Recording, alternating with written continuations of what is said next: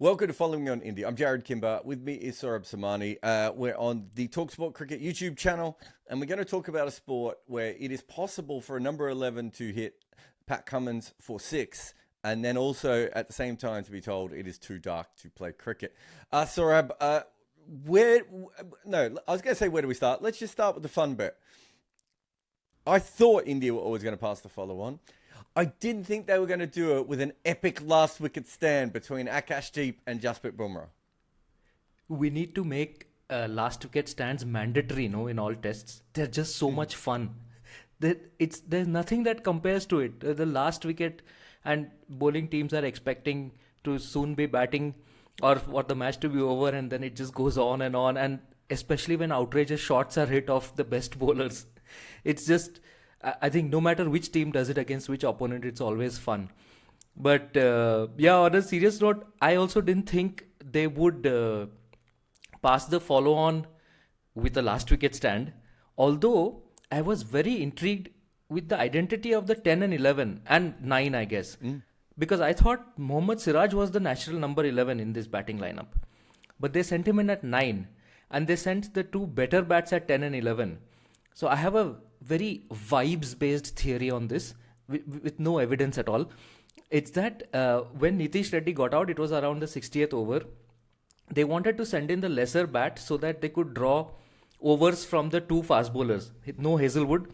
They wanted Stark and Cummins to bowl a little bit so that they are not as fresh for the new ball, or they have to think too much for the new ball, and then they'll probably get a wicket or two. And then the slightly better bats can come in and have an easier time and help India avoid the follow-on. So it's a very vibes-based theory, but I'm sticking to it. I must admit, when I looked up and Siraj came out before the other two, I did think to myself, am I asleep? Have I gone into a different light? Is this really happening right in front of me? So no, I'm with you. I thought it was very weird, and maybe it was something as simple as that. It just felt odd that he would be sent out at that point. It changes the complexion of this game, right? That last wicket partnership. There's nothing that we didn't know. It was a lot easier. I called it as a new ball pitch on day one, and it's looked more and more like a new ball pitch every single moment since then. So what now can happen is India have a very, very outside chance of winning this. Because if you get 90 overs tomorrow and, Australia goes out and just slogs for a little while and then sets India, let's say, 320 in 75 overs? Is that possible? India's going to go for it, right?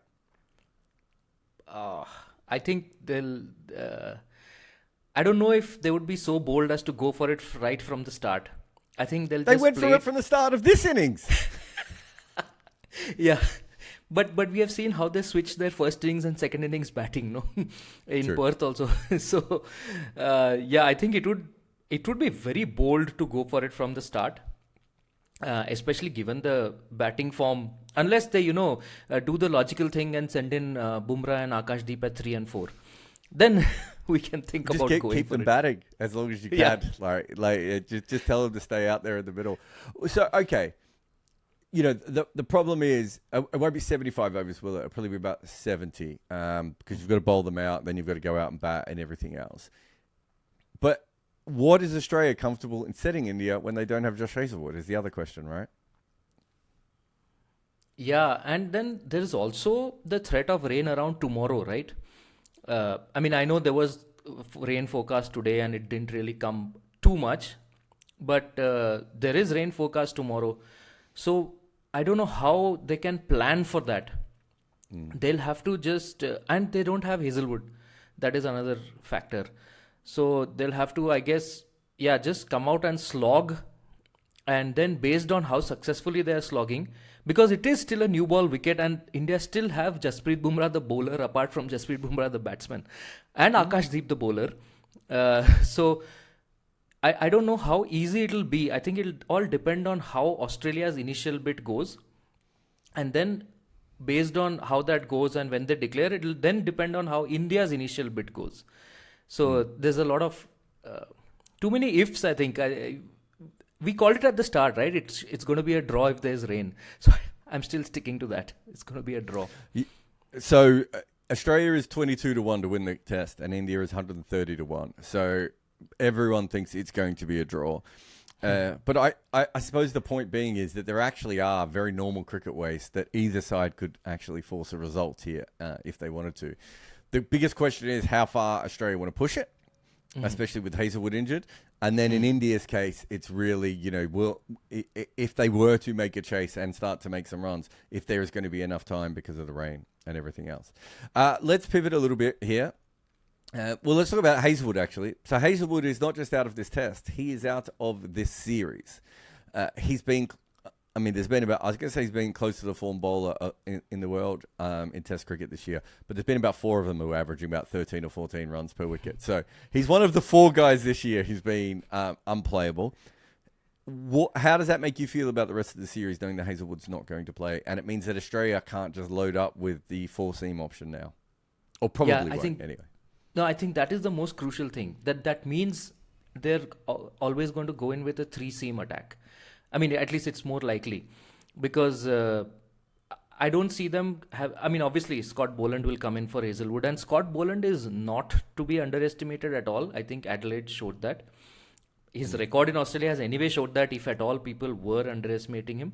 So it's not as if India will face like a drastic drop in intensity and quality of the bowling attack they're facing. Obviously, no Hazlewood makes things a little bit easier, but not that much easier that they can afford to, relax mentally at all.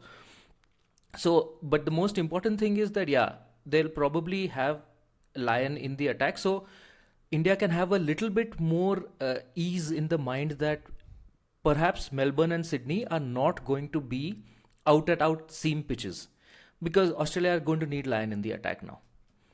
I think that is the most crucial thing from India's point of view. For Australia, it's just, they were anyway, the balanced attack is 3 seamers and 1 spinner. All 4 of them are world class. Even if Hazlewood is not there, all 4 of them are world class, especially in Australia. So it's, just make that minor adjustment and carry on. Yeah, very interesting. We've already got Mohammad Shami, who now looks like he's out of the series as well, or at least isn't in the country. He's been named in the Vijay Hazare squad for Bengal. He played the 20 overs, the Syed Mushtaq Ali. Now he's going to play the 50 over. I'm just wondering, when is he going to play the longest format? He'll be absolutely ready for a week after this series finishes. So maybe that's fair. Well, one crucial bowler to each side who is out at the moment. KL Rahul did incredible KL Rahul things today. He did the hard work yesterday, to be fair, when it was harder to bat. He gets dropped an absolute sitter in which Steve Smith not only drops the catch, but then punches Usman Khawaja in the nuts in one of the more bizarre slips mistakes I've ever seen in my life. KL Rahul then looks like he's destined for a big score and dragging India past the follow-on on his own before he sort of flicks at one from a shoot back of a length, like it was supposed to be a push through the offside, but it was a very odd shot. Gets an edge, and Steve Smith makes up for his last drop with an absolute hanger. It's very KL Rahul areas. No one is going to remember this innings and how good it was in the end. He won't get any credit for it at all. Like, all the credit will go to 10 and 11 for getting past the follow-on, and maybe Jadeja as well. Incredible KL Rahul areas, but again, he makes runs away from India. That's been a pattern of his, hasn't it? And he always seems to, make runs that make you think, why is his test average 35? It should be at least 45 plus. Whenever he bats like that. And then sometimes he bats like that in the most difficult of conditions against the most difficult bowling attacks.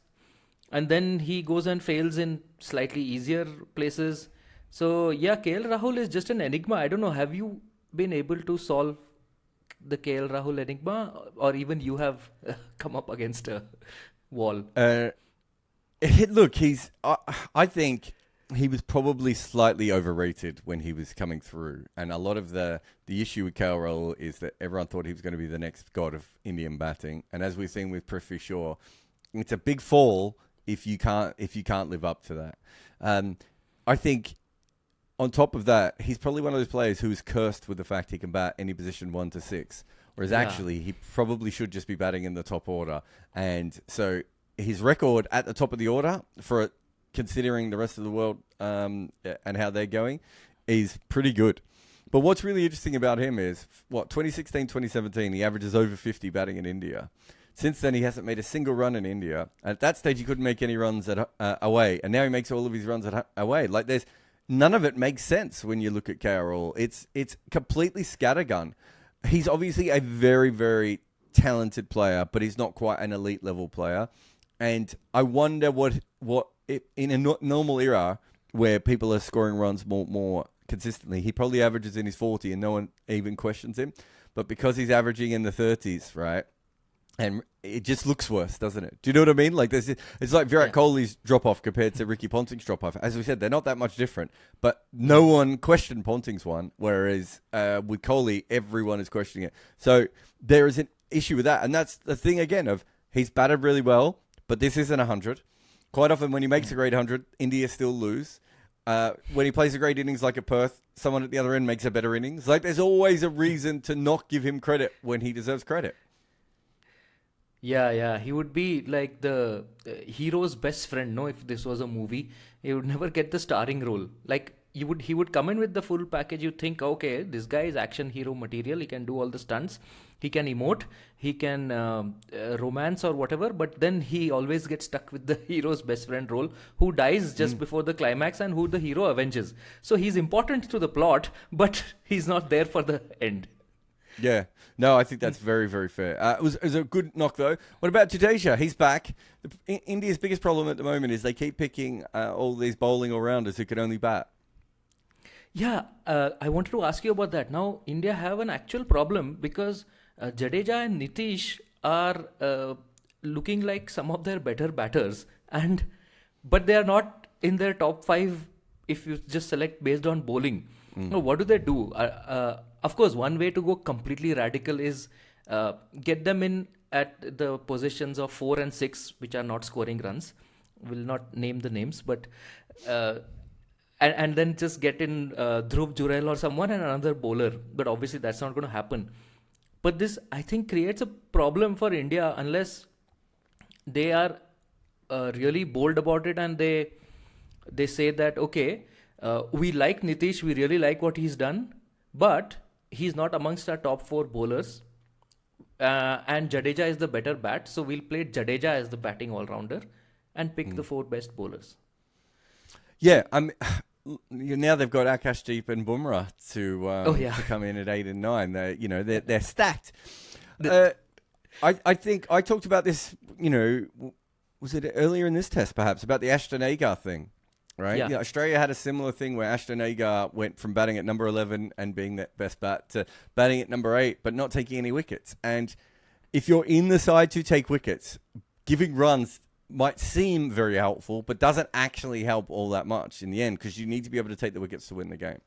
And the other thing that I would point out is on this particular wicket, realistically, outside of KL Rahul, the vast majority of the runs have come from batters further down the order, but for both sides, right? So Smith and Head came in when the ball was older, right? And that was a lot easier for them. And then Jadeja and KL, and then I don't know, Nitish Reddy and Bumrah and Akash, you made their runs. Like, it is such a new ball wicket that I think. You don't want to be in a situation where you say, oh, they're batting better than our top order. Because if Jadeja was batting at 5 and had to come in with the score at 31 for 3, he's going to struggle, right? That would have been different, yeah. And so I think you really do have to remember those things when you're looking at it. But you're right. I think they might have to make a change. All right. I think actually, given that it's such a new ball wicket, how will that affect Australia's batting will be interesting to see, because so far it has been built on the top 3 soaking up balls even if they don't make runs, and then the ball gets easier to face, and then Travis Head comes and cashes in. Now if Travis Head is in at a 31 for 3 situation because they have tried to hit more, take more risks, then it'll be interesting. So that is something to watch out for when Australia bat, I think. Well, I mean, there's every chance that they might just come out and they'll open the batting with Carey and Head anyway, right? Isn't that or Marsh and Head, right? And just because it doesn't really matter if they get bowled out for 80, because that's kind of what they're trying to do anyway. They're trying to make a quick 80 runs. So, at the moment they're leading by 180, is that right? I'm trying to remember what the exact amount is. 190 plus, or 252 India is. So 190 something they should be leading by. Yeah, because they hit that 6 at the end. Yeah, 193. You're right. So let's say they get a wicket in the first over, which I think is a huge chance, by the way. After a number 11 and number 10 partnership, I think you're always a huge chance of going out straight away the next morning, and they want to make the runs as quickly as possible, as I said before. So they've got 15 overs to essentially make 100, 120 runs to give themselves something. They're not going to want to bowl at anything under around 270, 280, right? With Hazelwood not playing. It's going to have to be over 300. India, that's why I think India are a realistic chance. The thing that we have to factor in is how much it rains and everything else. But if I'm Australia, I'm like, no, 320 and 70 to 75 overs is a fine total, and we're okay with it. And then it's up to India how they want to play, right? And as you said, they might come out and defend for a little while. Then the pitch will get flat. There's plenty of runs here to be scored when you want to score them. Nitesh Reddy, Rahul, Jadeja all looked very, very comfortable on this wicket. True. Yeah, I think there's so many scenarios stacking up for the last day that I really hope it doesn't rain. Yeah, I mean, it would be a terrible shame if it rained. And that's the reason that it was a draw. Like, I don't mind India batting out the day for a draw because that's up to them. That's a tactic, right? But I think the worst case scenario we would have here is if it was a draw just because there's so much rain that comes in. We were promised apocalyptic rain. It's been saying that it's gonna flood in Brisbane for 3 days if you look at the weather forecasts. We've got a fair bit of rain, but we haven't really had that apocalyptic rain that has finished this game at the moment. So I'm kind of of the mindset of we might lose 20 overs. If we lose 20 overs, it's very hard for India to chase 320 and 55 overs, right? Like, that is going to be hard. The other issue that we have is that we lose light in Brisbane. So it's not one of those test matches where the extra half an hour is going to matter that much. So if it is, it's going to be very hard for Australia to get to win, but they have obviously a bigger chance than India. But it's not a 0% chance that India win this game from here, right? It's 0.4% maybe, but it's not 0%. And it's also, there is a small percentage chance that Australia wins. But at the moment, it looks most likely like the weather will win. I'm going to take refuge in chaos theory, where, if a butterfly flaps its wings in South America, there can be a hurricane in Europe. So if Akashdeep hits the ball towards the clouds, they can dissipate the rain. Can India hit the ball so hard that they hit away the rain and give themselves a chance at an unlikely chase? Will Australia be able to bowl India out with one bowler down? And those bowlers have now been bowling for 2 days. I know it's not exactly 2 days non-stop, but for 2 days altogether. This is Saurabh Somani. I'm Jarrod Kimber, and we'll be back on following on India podcast on talkSPORT Cricket's YouTube channel tomorrow for more of this kind of thing, and what will be an epic victory for probably the rain, but maybe one of these two teams as well.